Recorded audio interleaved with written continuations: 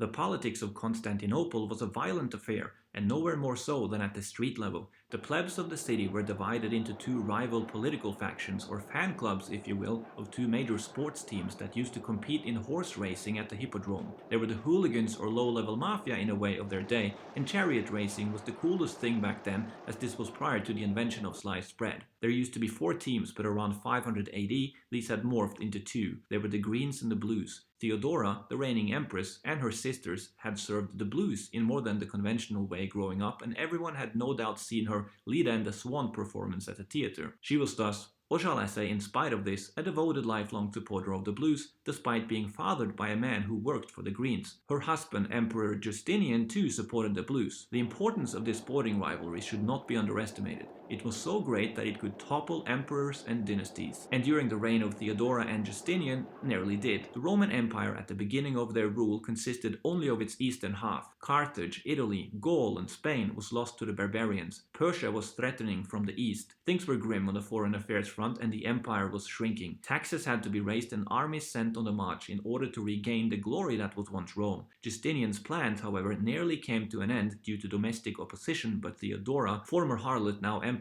saved the day for the man who eventually went on to reconquer the lost provinces of North Africa, the Iberian Peninsula, and the eternal city of Rome itself. But how? Let's go back to one of the greatest rivalries in sport. The hippodrome, the megastadium used for horse chariot racing between the two teams, had a maximum capacity of 100,000 people and was that rare place where the common man and the political elite, including the emperor himself who had direct access to his seat from his adjacent palace, would be in the same place at the same time. Such an event just naturally became a political forum of sorts where the sentiment of the city was palpable. The chariot racers themselves were the Real Madrid players of their time, and those who didn't die, which many did, as this was as deadly as gladiatorial fights, could become incredibly wealthy. Diocles, which was the greatest chariot racer Rome had ever seen, earned so much throughout his career that the equivalent sum could feed Rome for a year. There's no reason to believe that the chariot racers of Constantinople were any less well off. If the business of ordinary people was bread and circus back then, the business of the emperor was war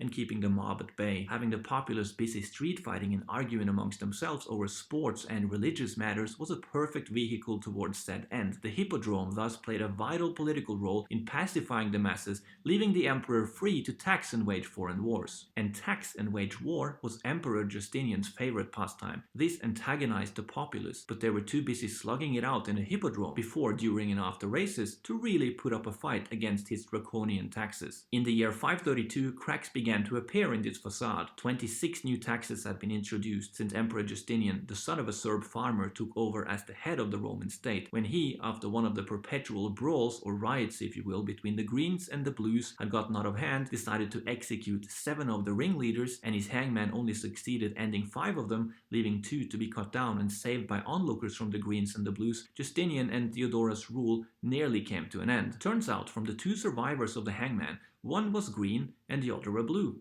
For the first time, the teams found themselves united behind a common cause in opposition to someone else, in this case the emperor. The 2 men were still wanted though, but sought refuge in a church. Justinian had the church besieged. At the next chariot race, the 2 teams pleaded the emperor for clemency. They sang and called on him for 22 full races. With only 2 races left and no favorable response from Justinian, their mood turned to anger. They turned on the emperor. The by now united team's chants of Nika, Nika, meaning win or conquer, which was directed at the emperor, gave name to the riots that followed, the Nika riots. The mob poured out of the hippodrome and started destroying and burning Constantinople. There was no authority capable of stopping them back then, so the rioting went on for days until the mob came up with the idea of crowning a senator as the new emperor in a ceremony at the hippodrome. Emperor Justinian prepared to flee the city and gave up. There was still safe passage to be had to a harbor, where he readied a flotilla to take him out from the capital. The plan was to sail to land still sympathetic to his cause, but Empress Theodora protested the idea, saying, "Purple is the noblest shroud." Purple was in ancient times the most expensive color to produce, hence for most of history only royalty could afford it. Purple thus became the royal color. A shroud was what a dead person at a burial was wrapped in. Purple is the noblest shroud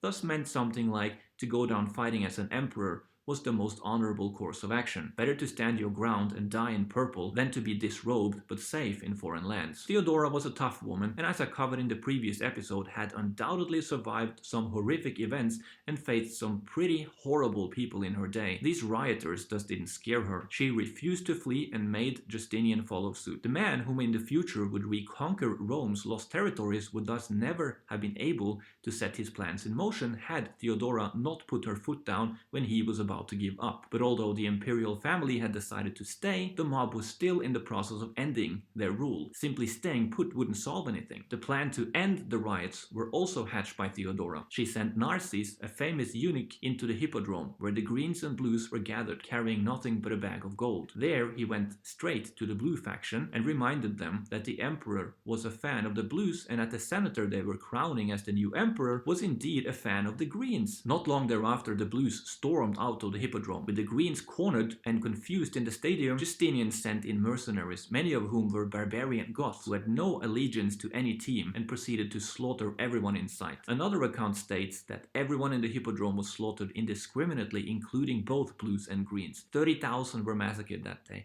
as many as 10% of Constantinople's population. With domestic opposition eliminated, the emperor could now set his sights on the city of Rome and the unification of the Roman Empire.